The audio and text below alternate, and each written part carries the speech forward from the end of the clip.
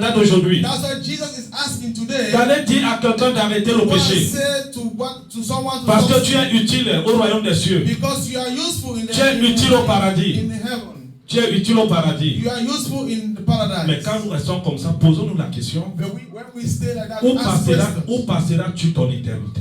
Where will you be in your eternity? En enfer?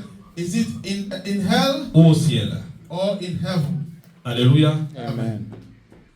Faisons très attention. We should be very careful. Parce que Jésus-Christ est venu de lui sur la terre en personne. Because Jesus came on earth in a person. Parce qu'il avait besoin des serviteurs. He needs servants of God. Et vous allez comprendre que sur la terre, nous ne sommes pas éternels.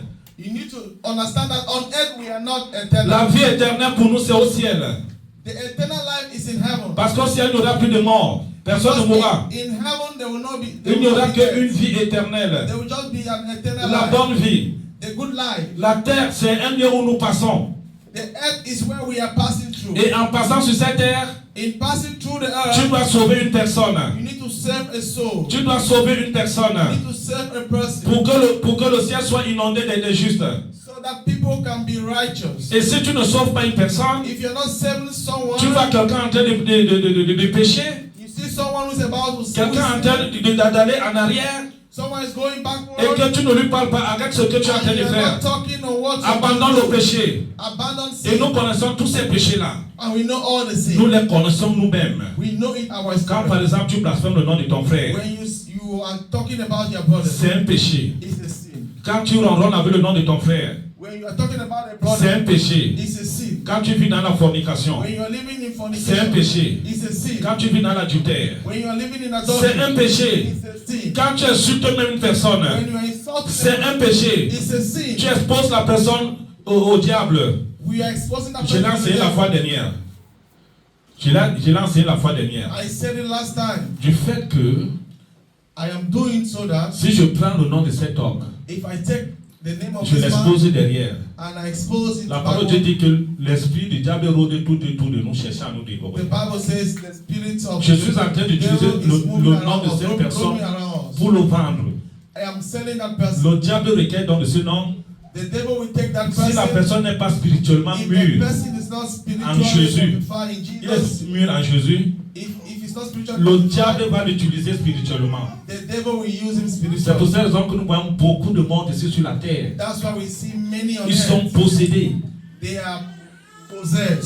C'est parce que because you are not Christ. Nous allons dans les hôpitaux. If you go to the hospital, vous allez voir des malades. You see many sick. Pourquoi la maladie? Why there are many sick? Parce que tu n'as pas Christ. Because you are not Parce Christ. que tu ne pries pas Jésus. Because you are not talking about c'est pour ça que la maladie t'environne aujourd'hui. That's why the sickness. Parce que le diable veut que tu dépenses. Tu fasses des dépenses. Et après il va te recueillir. Et ça sera la mort. Alléluia. Il a dit, Jesus said to us, tous ceux qui feront ma volonté seront sauvés. Est-ce que fais-tu donc la volonté de Dieu sur la terre aujourd'hui?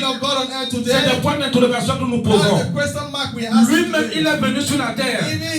Jésus a marché de Galilée en Galilée. Il est parti à Jérusalem.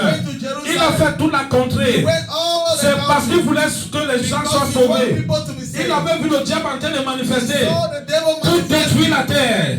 Jésus est venu en personne. Il a parlé. Il a parlé à tout le monde. Il est arrivé dans les villages.